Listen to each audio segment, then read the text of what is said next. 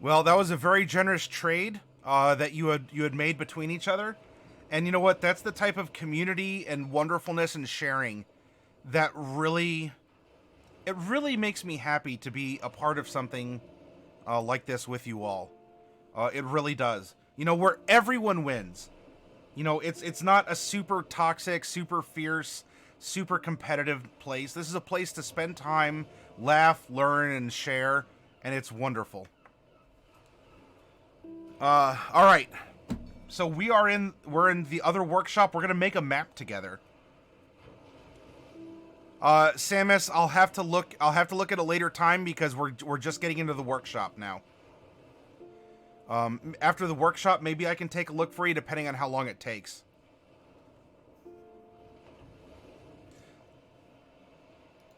From the last workshop, we went through the settlement concept. We conceptually built a region which was built off of our 4 players that would be going on an adventure here. Well, Chris Hare, we're all in this together. A rising tide lifts all ships, and especially if, hey, for this map, it's going to be appropriate. This is a place where it doesn't matter, boy or girl, you know, ethnicity, veteran status. I mean, anything that can separate us as human beings, it doesn't matter because we're human beings here. You know, and we're all here together out of a mutual interest to tell stories, which is it's a universal part of who we are as human beings.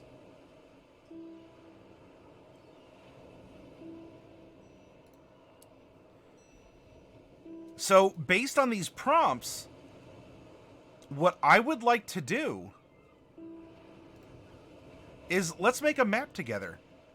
And some of you might say, I don't know, I didn't take any geography classes, or I've never made a map, or I'm not confident in my skills.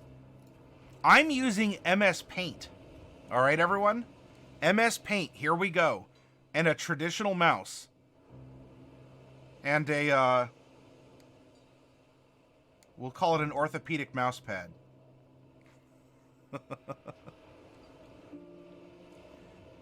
And let's just paint. Let's have fun. For many adventures, having just a basic reference map is going to be enough to convey where you want things to go, where you want plot points, to help your players navigate and travel. If it's too complex, it might be more difficult for them to follow or to make their own impressions on a place. So what we do is using just the default colors up here. This is it. Just the default colors in MS Paint. We're going to make a map.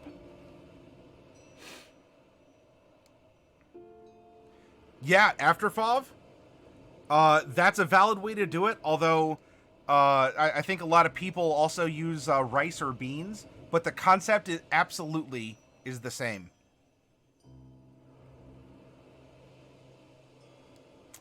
Hey, Clicker Noob, good to see you back. Good morning to you. Now, what are our prompts? What did we generate together when we were going through this? Well, we have some concept of a forest. We have some concept of a swamp.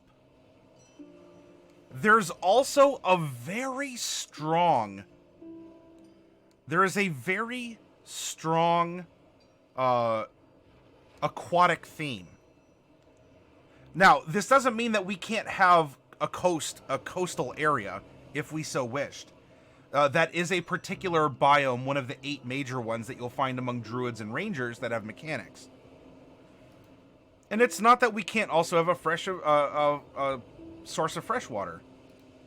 The main themes, or larger areas than not, are going to be foresty or swampy in some way. All right, Daly, we'll see you later. Thanks for hanging out with us again tonight. It's always a pleasure to have you here, sir.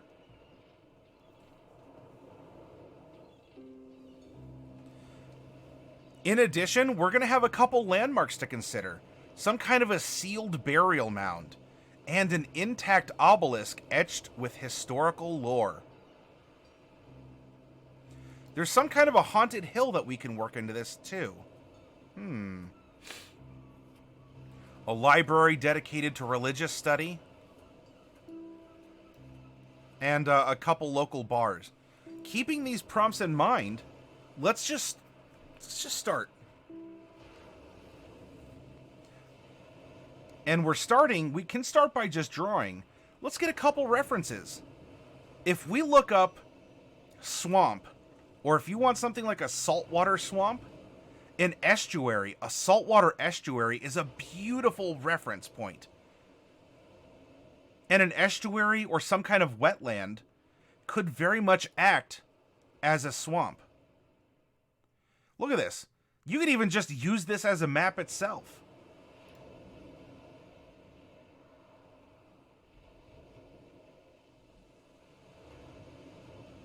You know, we can make these brackish waters. Look at this. I mean, nature provides. If you made a map off of this, are you going to have a player say, hold on, I've seen that drawing before. That was the article about wild raccoons that live in the Florida Everglades.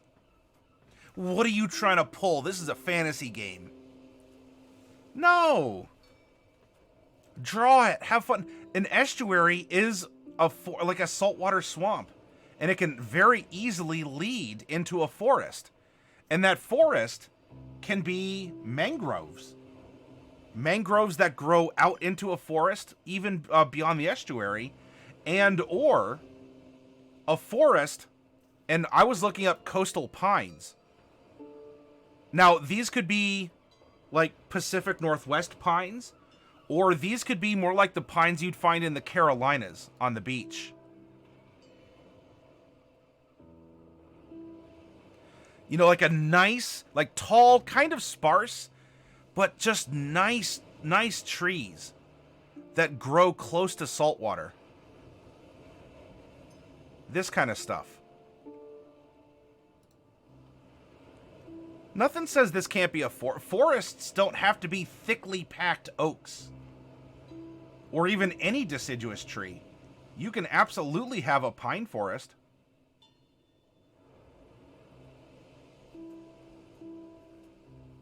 And this is what was coming to mind for the prompts that we had. Did we determine the town size? No. It's whatever we want it to be.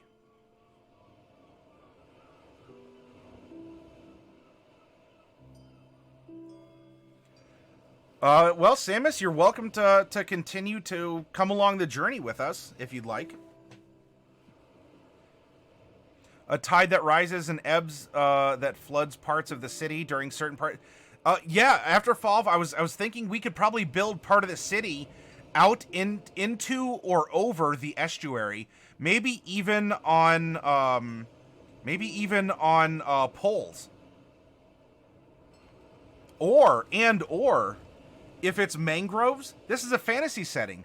What if they're kind of like mega mangroves, and the city is an arboreal city? Like it starts off on land, but then they build up to avoid the tides, but maybe the tide actually almost like gets to street level.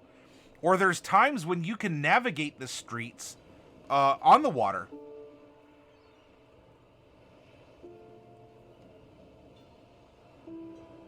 Your coastal forests in Oregon are super nice. So Chris, when I say things like a coastal forest, or if we have the concept of swamp and forest mixed in with saltwater, I imagine there are things coming to your mind.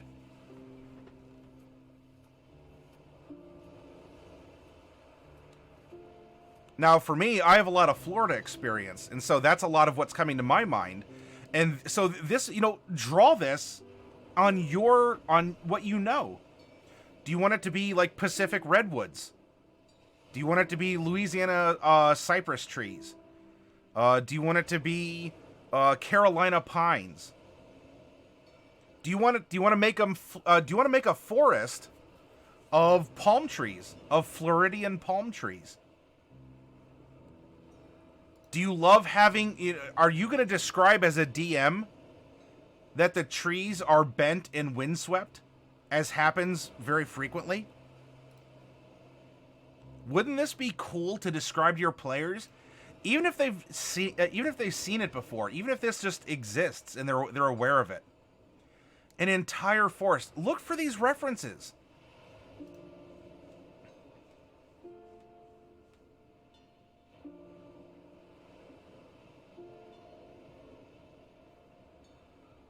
You know, the world is alive around you. And, you know, take some kind of take some kind of stock photo, but take some kind of stock from it. You know, interpret it into your fantasy world in some way. Maybe something makes all the pine trees twist. And it could be the wind, it could just be, I don't know, something in the soil, or it's just they're called twisting pines. And you know, it's a rarity. People, you know, nobles have a lot of things made of twisting pine or something like that. Maybe weapons made with twisting pine because it's like twisted and it's like dense and reinforced. It's actually a really good it's a really good like weapon grade wood or something along those lines. Maybe the trees here, instead of giving a sweet syrup, they give like a salty syrup. So instead of sugar, maybe a part of them sort of like filters, like takes in salt water, and so it absorbs the salt. It doesn't matter if trees do this or not in real life. This is fantasy. Are they absorbing salt water, and then it sort of like turns into a salty sap? And if so, how can that be used? Would it burn like a pine resin? Would it capture bugs? Would it form interesting crystals that are used for jewelry, magical items, or it's, you know, how you have sea salt and or whatever? Maybe pine salt. Pine salt could be a thing.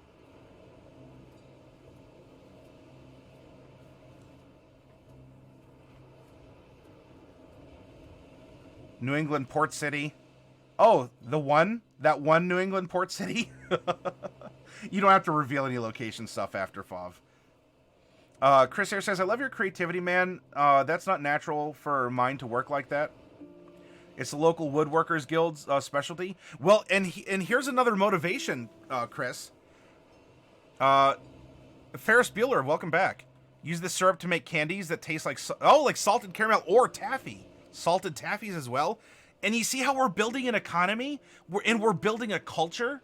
We're building foundational aspects of our society by looking at pictures off of a document that was made by rolling dice.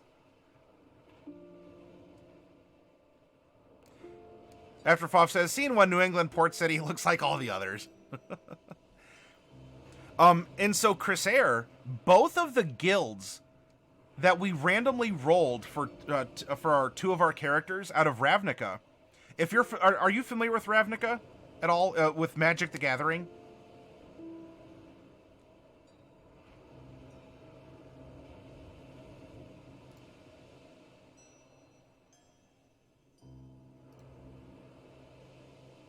I like this.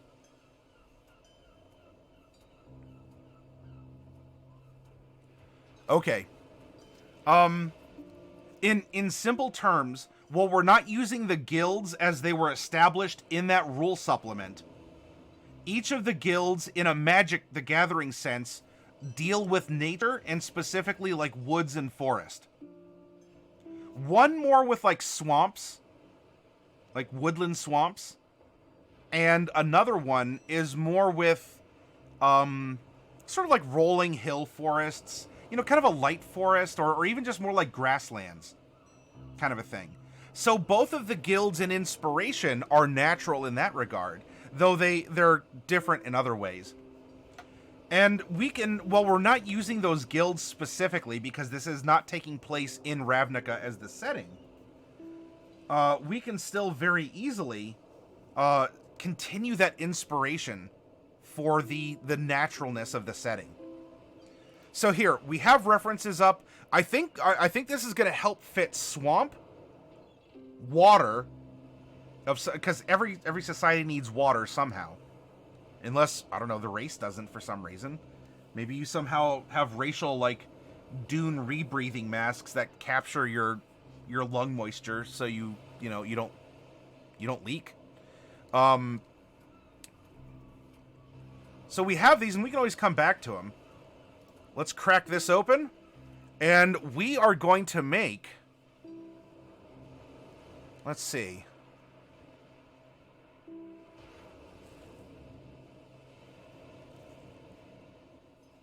There is some farmland, right? We said that there are farmers and folks from inland that our one character had come from. So there's a point, I think, and this is arbitrary. You can make this map however you want.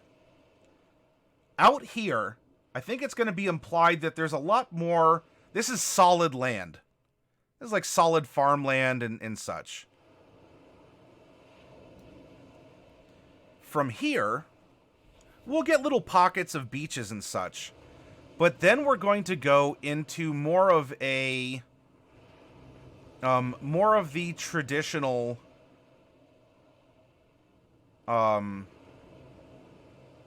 estuary.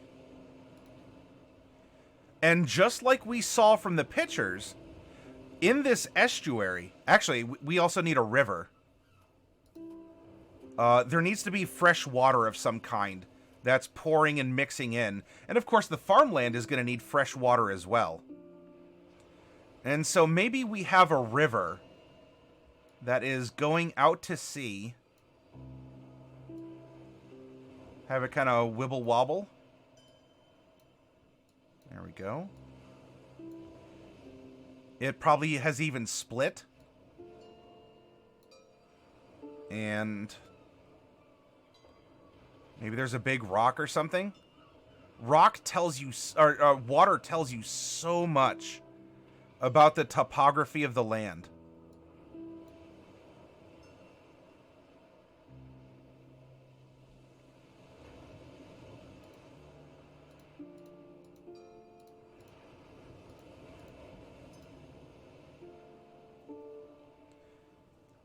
Now we're going to have the... Now it's going to blend into some brackish water. Like, especially right here. This is going to be a big area of brackish water. And we can probably indicate that with...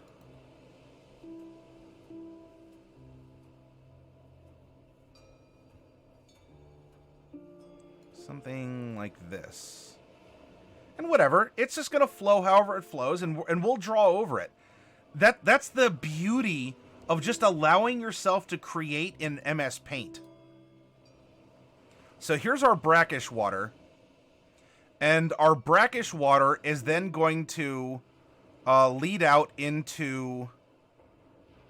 open ocean.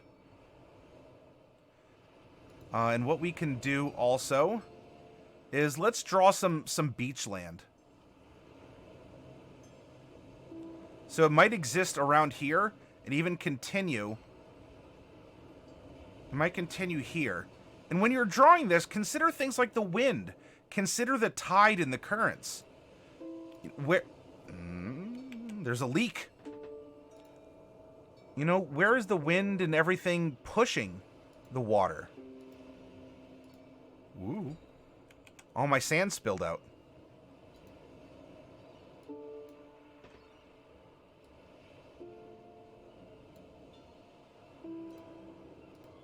There we go. So we have a little bit of traditional, like, beach coastal area. And then the rest out here can be ocean water or shallow ocean water. And if we really want to,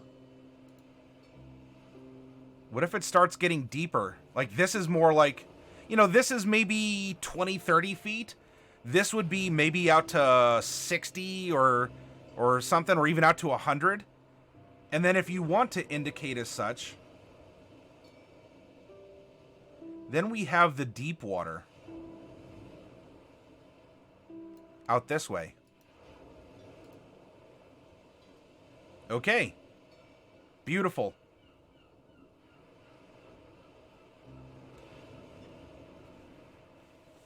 In this brackish area, we can indicate, well, even before then, we can show that we have this heavy forest area. In fact, I might even kick this out a little bit more. Oh no, I just have to draw another line. Boop. Oopsie. Control Z fixes a lot of things, doesn't it?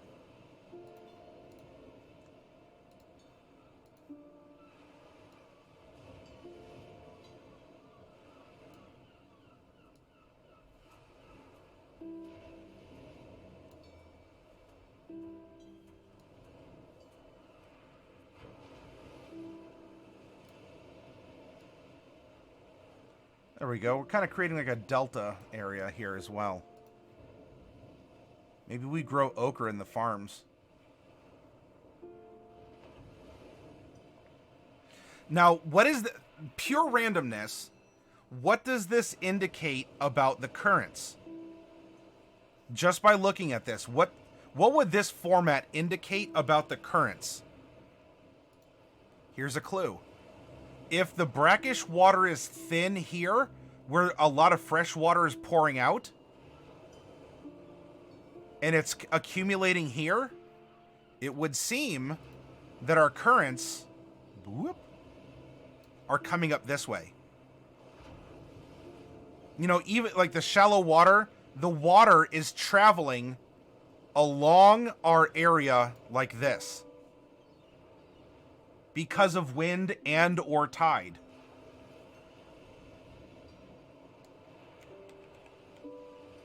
And if you don't like that, bump out the brackish water. This is your world.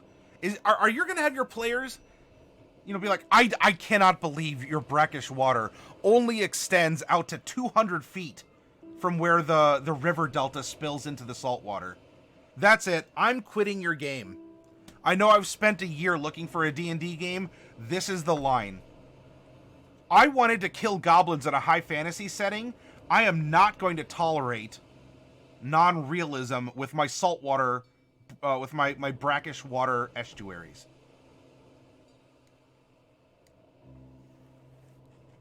Play with the colors. Play with the world. Think of these things. Okay. Now, we have our coastal pines. And a lot of our coastal pines may just be that. They could come right up to the coast.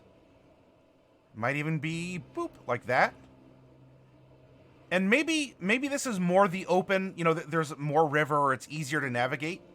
Maybe the forest has been diminished and it follows the river this way. And this is really where the farmland opens up more traditionally or has been cleared. And we can even put the hint that there's you know, more forest that starts up here. Again, what are your players going to... Are they going to really complain about that?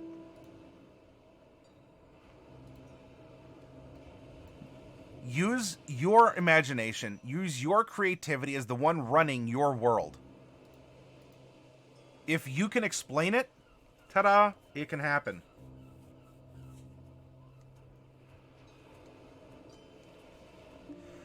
If this is where our pines are, and we want to continue the idea of woods blending in with water, perhaps the pines can give way to mangrove areas. So just as we have sort of like open land is the light color and forest is the dark color, if we're going to have some mangrove area in our estuary, let's continue that out this way.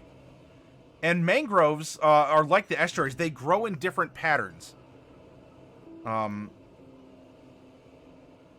There's probably...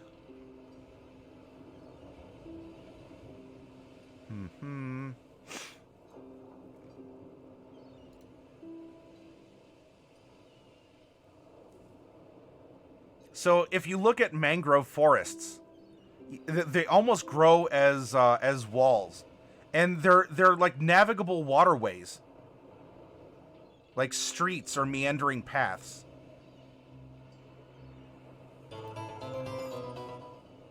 Reptile97, thank you very much for the follow. The forest moves with the rising tides, Forest of Ents. Chris Air, fun fact, the majority of water the redwoods receive is from, oh yeah, from, because it saturates up and, yeah. Otherwise, to get that big, I mean, they have impressive roots, but my goodness. And I love facts like that help out. Let's just draw random shapes. You know what? Just like Afterfall was saying, don't put water or whatever on your monitor, but just draw splotches or make some kind of a roadmap. If we're dealing with negative space, in just what, maybe there's a big patch that's really impassable. And then, here we have a couple little patches of mangrove, because the city is going to extend out and is going to be, riding the tide at least partially, and is probably going to be, coming from the more mild, more like grassland area here, and is going to grow out this way.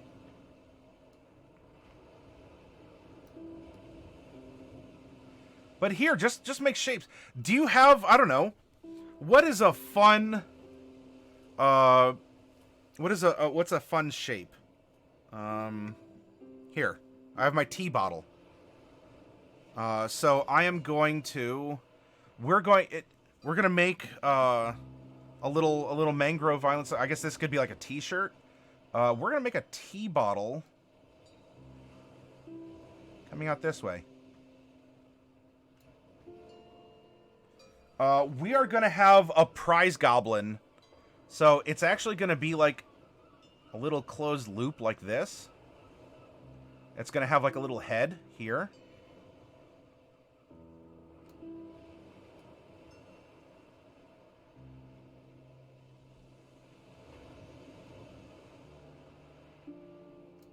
Okay. And some other splotches. Maybe this is more open. There's like really close. This is where the water churns. And I don't know, whatever. There's like a little plop of a mangrove here.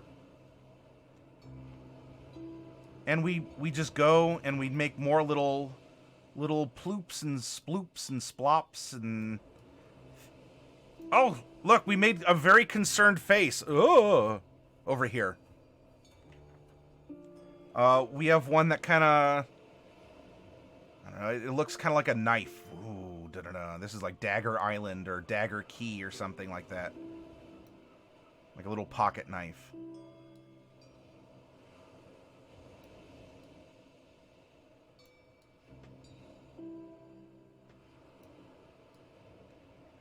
And each of these little islands can have names. It could just be referred to as one thing or another. But look, I'm drawing random squiggles. Here to encourage you, I'm going to give you all a thumbs up. Ta-da.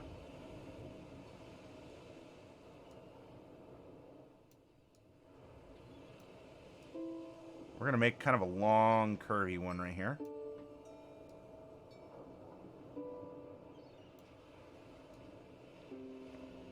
Kind of like a little bean. Down here. We'll put like a little outlier here. Okay. We can add more if we want. Otherwise, ta-da! Look at the paint tool. Or the paint bucket. This is making our map making go so much easier.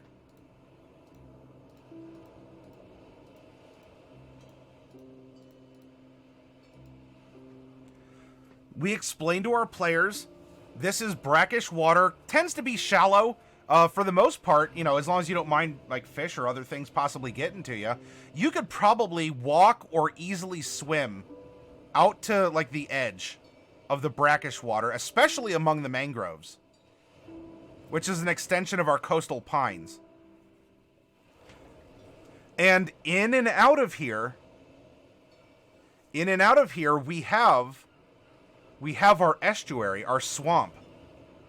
In fact, if we really want to show more like the grasslands, where it's maybe they're even like tidal flats, Do we want to have tidal flats? Let's have tidal flats. Remember, if our lighter color is indicating flat land or open land, and we have a darker color indicating, you know, forest, so we have our dark purple for our mangrove, we have this brackish water, but maybe there are some tidal flats. Maybe this is where we get the really swampy.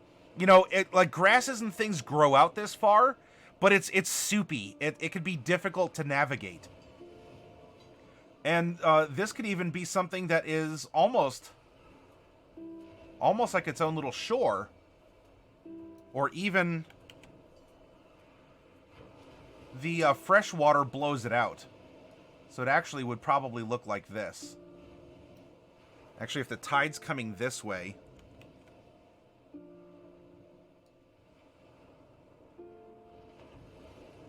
and then this would be coming out this way, like this. So then this, maybe depending on the tide, this is dry or just marshy land.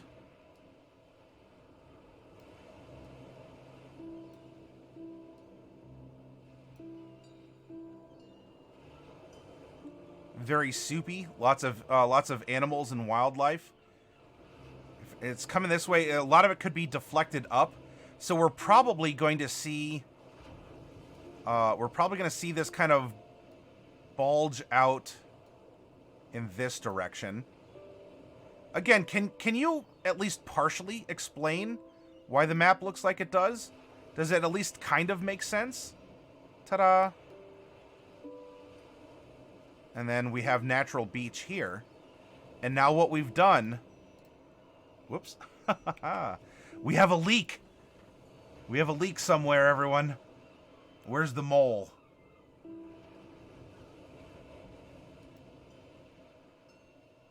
I'm leaning super close to you.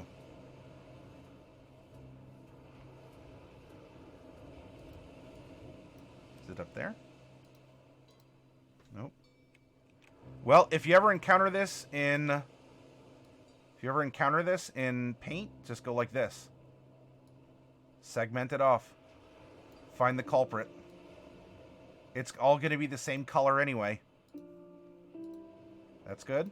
That's good. Aha. That's good. So the offender is up here somewhere.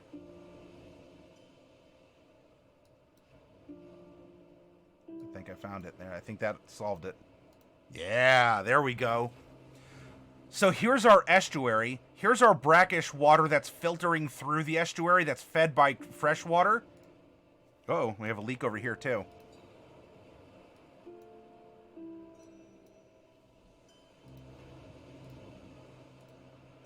And we have a leak over there. Easily fixed. Cool. Great place for dryads and sirens. Oh, I like that. Yeah, and After Five, you bring up a good point. Think about the ecology of your natural wildlife, of monsters, of other things like that. Absolutely. Oh, yeah, some sort of a big rock. We do have a monolith and other things, and so we may very well have something like that, Chris. In fact, maybe there's an island out this way, and that's where that monument exists. Why not? It could even be a sea arch of some variety.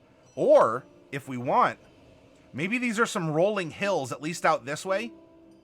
Or maybe the forest is what's raised up a little bit on a cliff.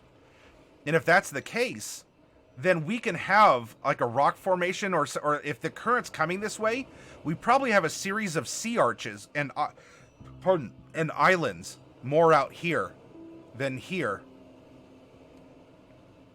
I like it. So let's do that, huh? We're going to take... Let's see, so if we have forest, if we're saying the forest is kind of on a hilly raised area, let's have a sea arch come out this way and maybe be a part of like an island. And it would have continued, but a part of it like crumbled. And so we have a little like crumbly rock island here. And this also kind of crumbled as well.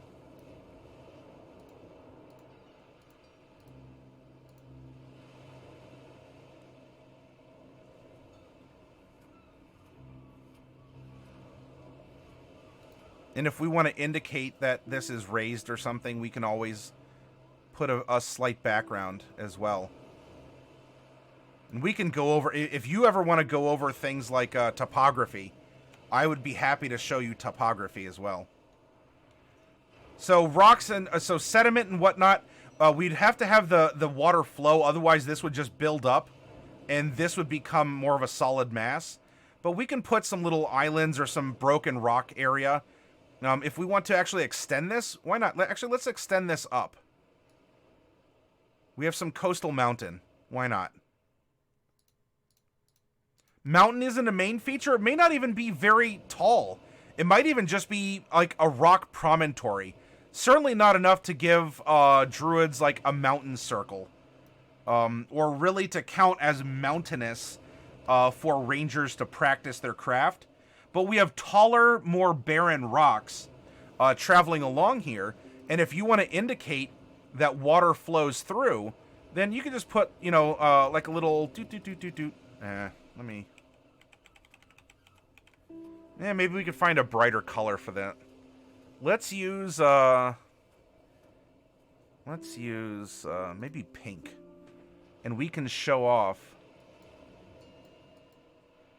that there are some different tunnels. In fact, maybe the water even splits and goes between these two. And that there is another such tunnel over the sea arch that comes up this way and almost funnels. This would can you imagine the funneling effect? There'd probably be water as the tide and everything surges through here. If it's wider over here than it is here, this is probably sending a, like, this is a boost.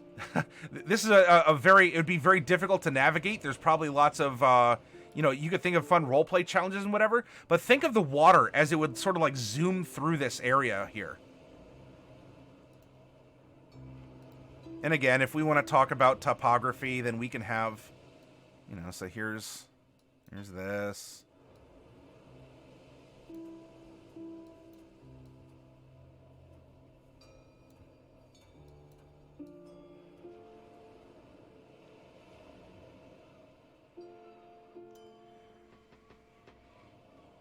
This would probably be a higher point, and we can continue. So this would be sort of like ground level, so we would probably cut that off. Maybe about here where it starts lifting up off of the beach.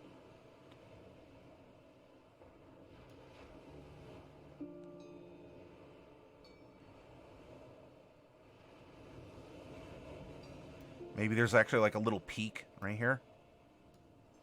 And this is probably lower, and it descends more gradually into the sea.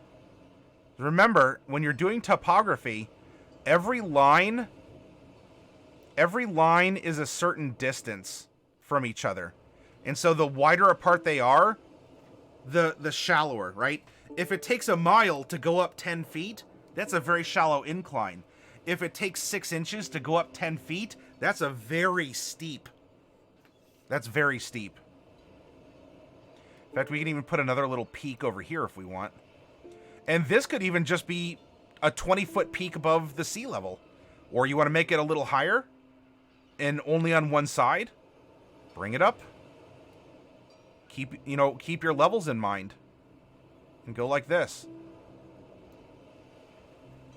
And of course, if you want to be thorough, you can go and add, this is up, you put little hashes to go up.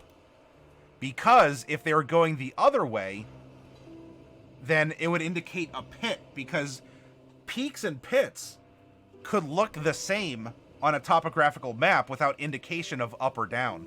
In fact, if this is a pit right here, then this would be shown going down, and that would make this rim here actually the peak elevation.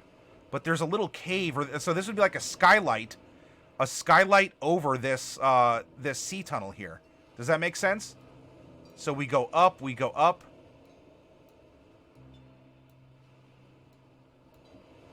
but that one goes down. Quick and dirty topography, okay? Afterfoff says, in New Brunswick, Canada, the tide carves arches into the stones and cliff extending into the ocean. Yeah, you can find magnificent stuff. Let's see. Aquatic races would ideally reside in places like this, so part of the city would be underwater. I agree, Afterfoff. Chris Air says, the Haunted Hill could be the old abandoned lighthouse. Oh, yeah, we could have an old abandoned lighthouse, Chris. Taking me back to topography maps I learned for land. So what we could do is this.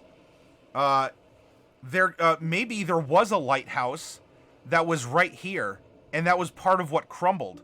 However, a part of the lighthouse is still here.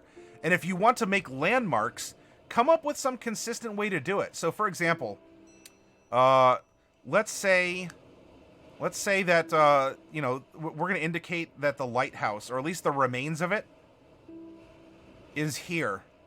Or, it was at least partially there.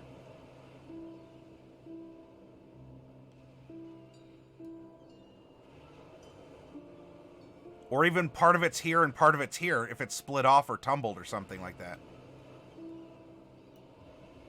Or you could draw a lighthouse. You could do whatever you want. I'm using MS Paint. I'm keeping this simple. You don't have to go out of your way for super expensive or super complex stuff. But you make a note. The orange star is whatever. And by the way, you can continue the topography lines into the ocean if you want to. Oh, yes, you learned it for the military. So hopefully you can back up that I'm not just talking out my butt here, Chris.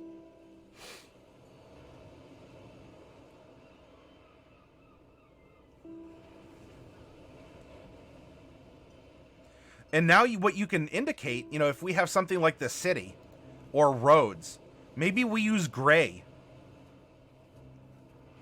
We probably have a road coming down a series of bridges.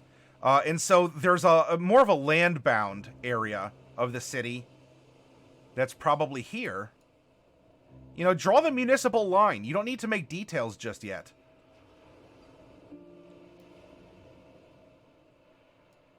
We have the road. We have a bridge. Road follows out into the countryside. Whoop, that's going a little too wide for what I'd like.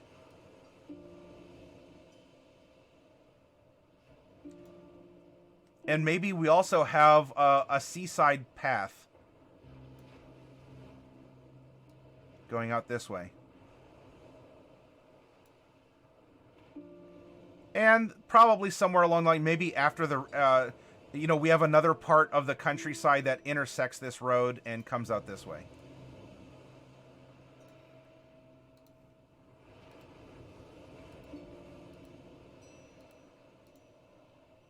Whoops. Not that. Control Z.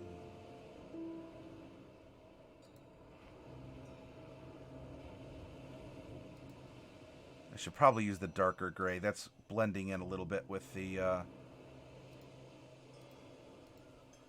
There we go. Dark gray, stone, concrete, that kind of a thing. So here's part of the city. And from here, just, again, extend it out. Over the tidal flats. Or you can draw that there's portions of these mangrove islands that are just occupying. You could draw it with a solid gray. Simply say that, they're in the giant mangrove's upper branches. But that the city, or even that the city, if you just want to fully color some of these, the city fully occupies the treetops. And then you can show, all right, so the city's kind of, it's cutting off here. It's coming around here. And for here, actually, there's just a path that cuts across the tops of this mangrove forest here.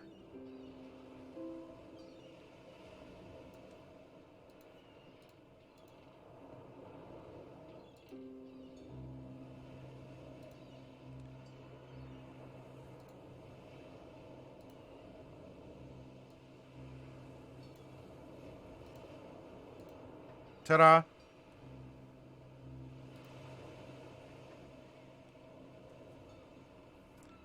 We probably are occupying a good part of this one.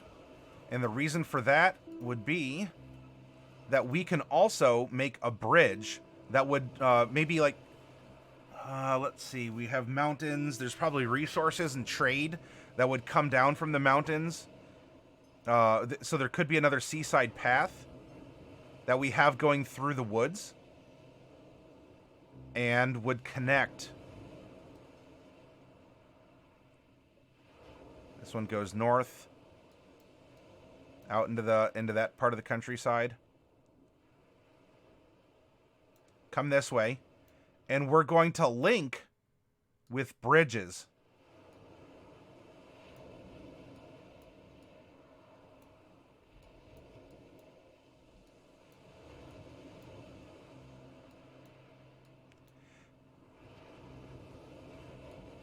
I mean, think of the Florida Keys.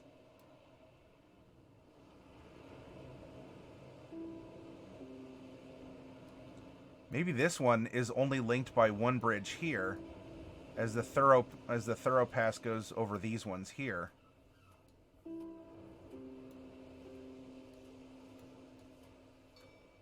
There we go. This one goes here. This is like a main. This part of the mangrove area.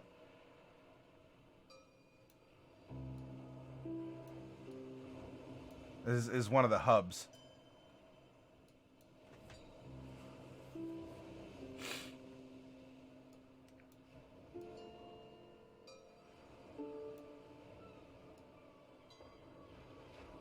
There we go.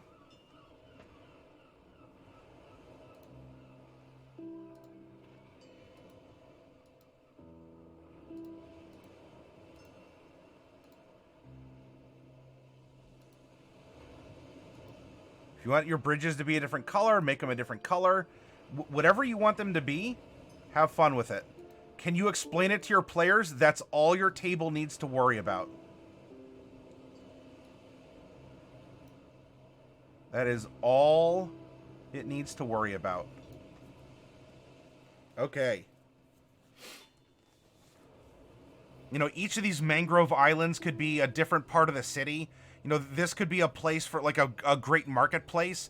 You know, all the fresh seafood and everything comes through. This is more the land-bound, where there's warehouses and a lot of shipping. There's probably a port here. Heck, there's probably even if the tide is mostly going this way, there's probably a lot of ships. If they're going to bring the farm goods and cattle and everything down the river, it's going to be dumped here. Where's the wastewater going? Where are ships? Ships can go back upriver, presumably. What if we were to continue the mountains up? Would there be a lot of trade going around this? Get your body into it. Narrate it. Make the swooshes. Make all the noises. Would the ships also continue maybe to loop back around if they want to go back up to the northern countryside and then come back down the river or something along those lines?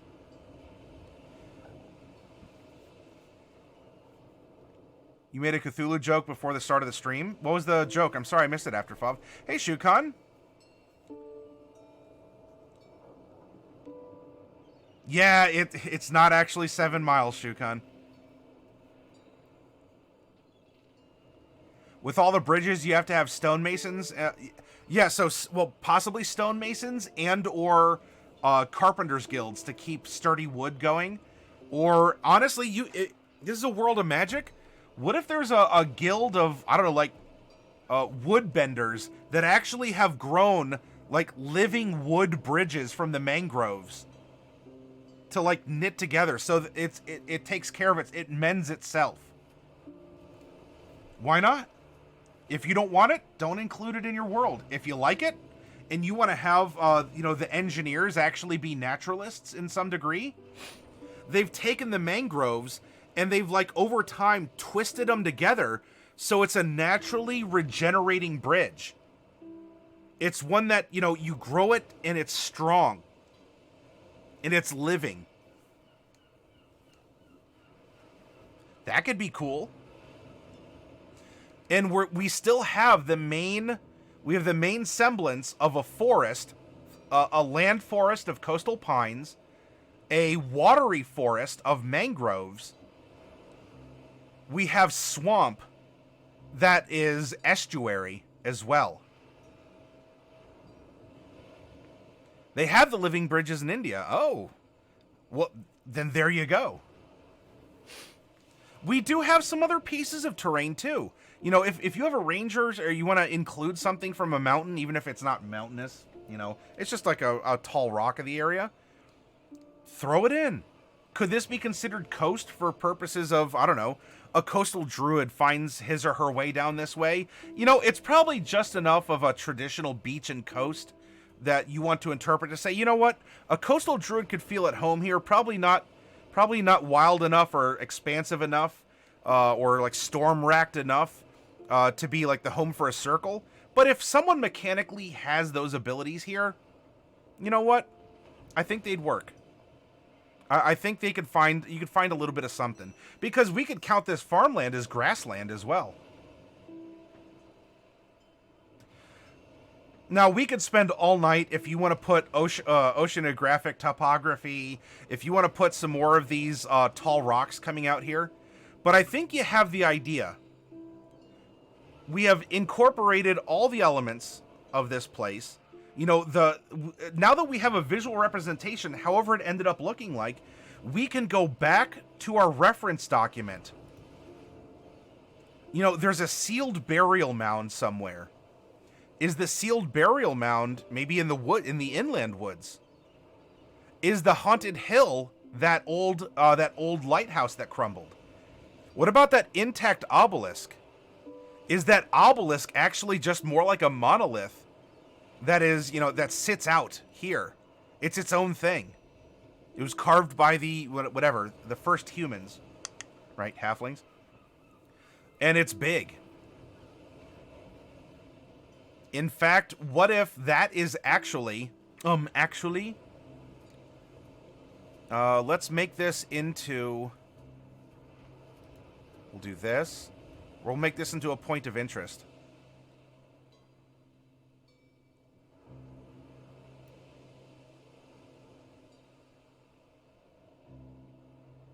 Let's see, I want to turn it.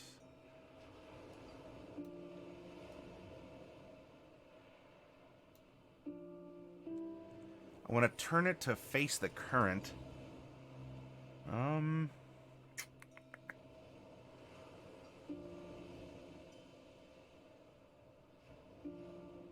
That's movement. That's stretching. No.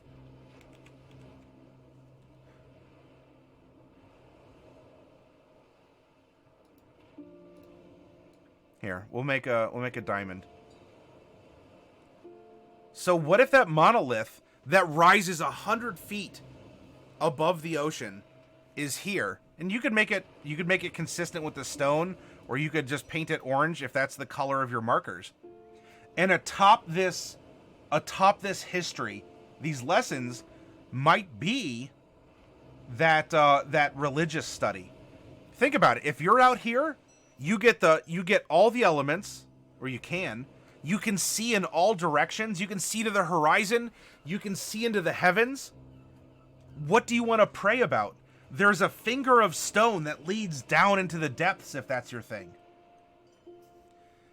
And here we have a place of enlightenment. In fact, maybe the old lighthouse used to be here, and now the lighthouse actually has become a place of enlightenment, not just for sailors and such, but for scholars.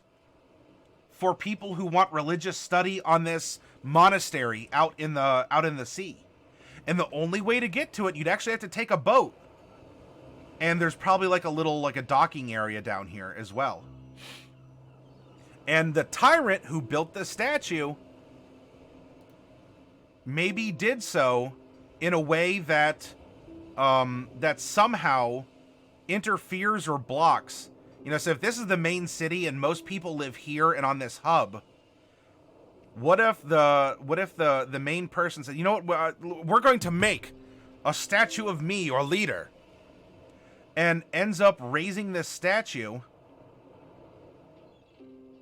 like right here, and that ended up blocking the way for many people to read the inscriptions.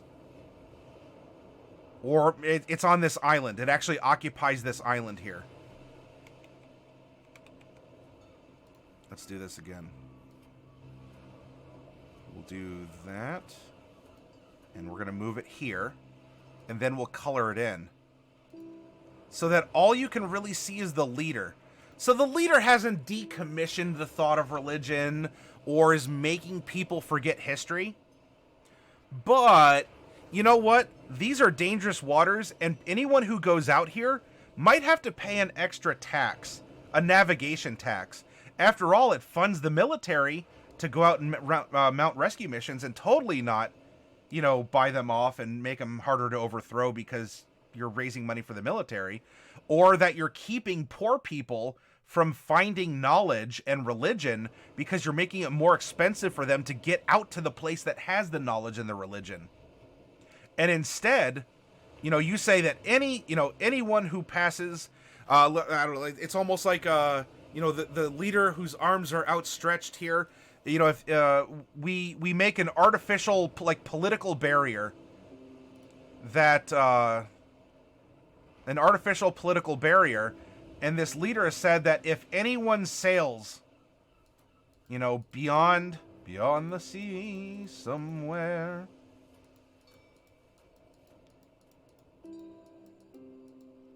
if anyone sails beyond the arm, we'll call it the arm span horizon or something like that, that is when there's a tax. And so people haven't gone out this way. It's an old lighthouse anyway. Who needs it? But it's even fallen into more disrepair. That's probably why it's haunted. That's why, you know, there are people here, maybe not as many because it's more expensive and there's just not enough turnover among the clergy or the librarians. Supplies might be running lower. And so this dictator has effectively just let these things fall away so that his arms can get a little bit, you know, I just want to give you a hug. That's what I'm doing, right? He or she's respected, fair, and just, according, you know, to the population. And so too was, so too were the pigs on Animal Farm. Hey, Tesla.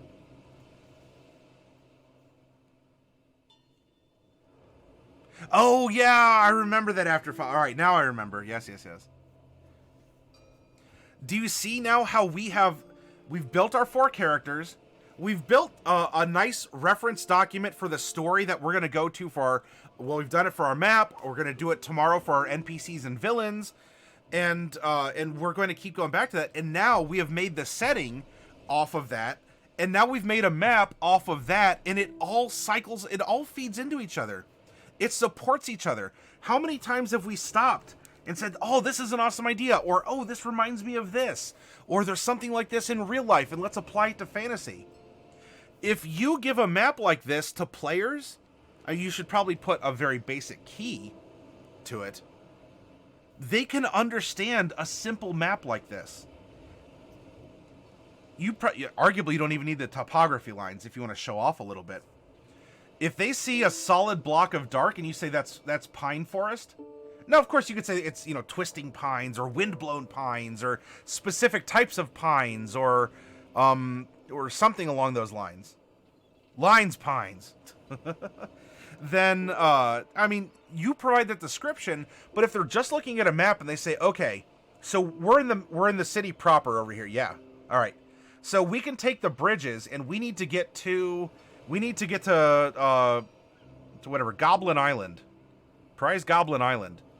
Yeah, so just take in, boom, there you go. Easy to navigate. You as the DM, because you already know the world, let your words sink in to open minds that want to travel. Don't worry so much about defining every single house along the way. Can you? Of course. Should you? Yeah, you don't have to. But your players can easily reference this and start seeing how the world in which they're adventuring is going to lay out. Where are they going to go? What are they going to do? They start seeing some geopolitical boundaries as well. They start understanding the ecosystem that, you know, during low tide, this is solidish ground. During high tide, it goes back up to this tide line here.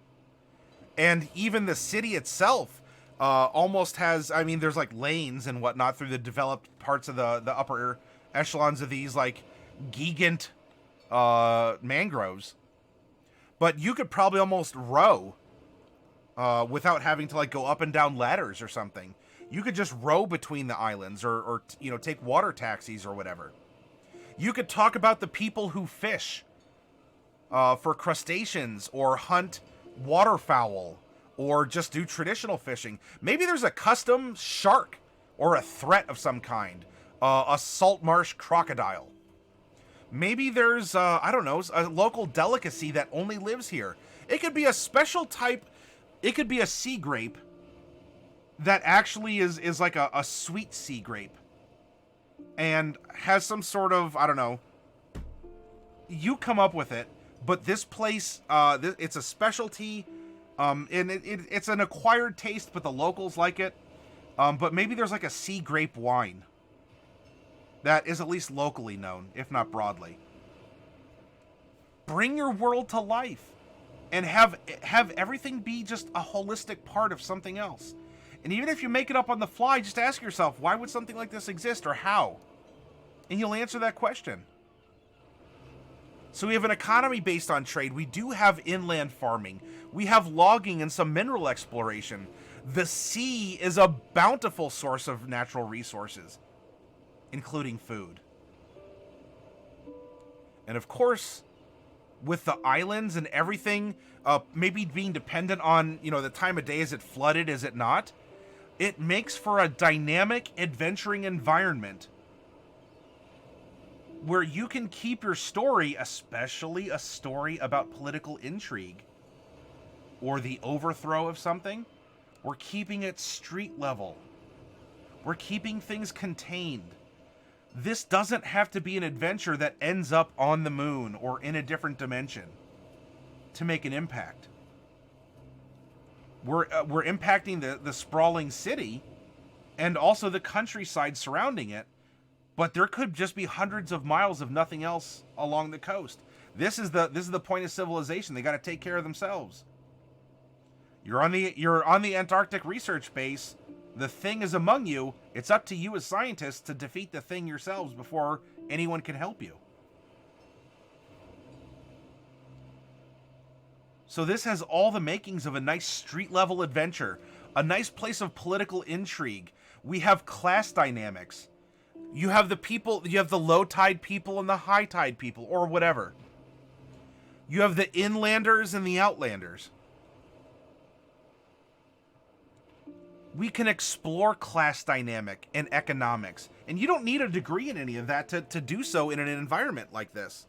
Especially because, step by step, we've taken our time and we've understood the process along the way. It naturally grows, it naturally builds, and we're naturally going to get ideas that we can tack onto this without needing to worry about contrivances up front or super micromanaged details. You know why? Because we have another layer of the foundation, and tomorrow, when we make NPCs and villains, suddenly we say, well, all right, so one of the villains we've created is a mad alchemist. Well, hey, one of our PCs has alchemical supply use. But we can say, you know what? Where this person is located is here, and because it's the lair of this alchemical villain, maybe the mangroves here are extra twisty, or they grow super big. And also, people who live over here, oh, what if this is where the normlings are coming from? That's right, the people who are grossly mutated to be 5.5 to 6.5 feet tall. Ah, you see how it's playing into the story? You see how it grows? This was a purple blob just a second ago until this theoretical situation came up, and now this is the hub for the normling mutations. And there's a reason for it.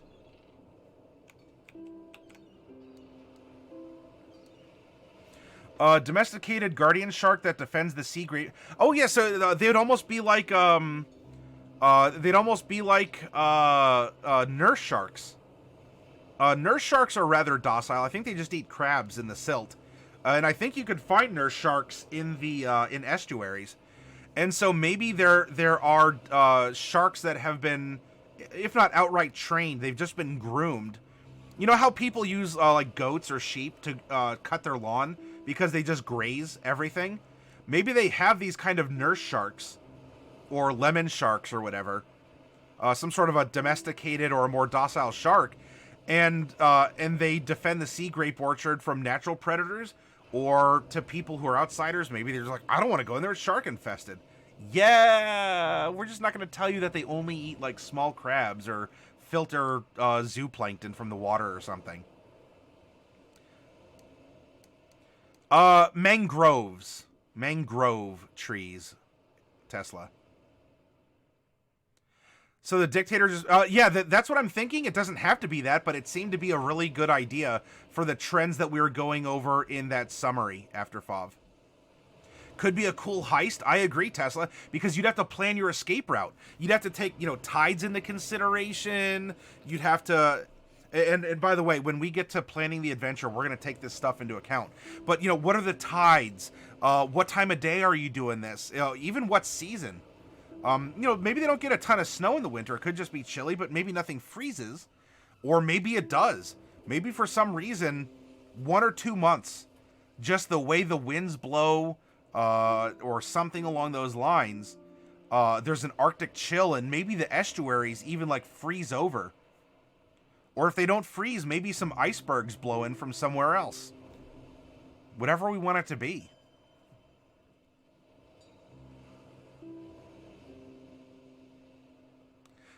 Oh, I see your idea about the haunted lighthouse after FOV.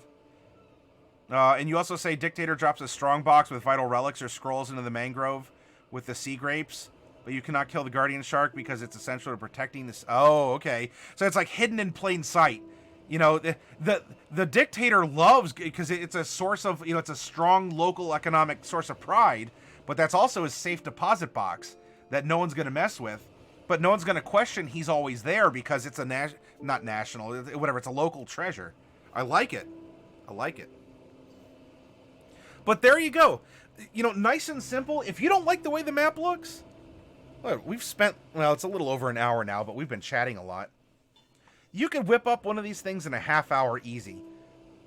With the same, a Word document and a little imagination, telling a story as you make colorful blobs.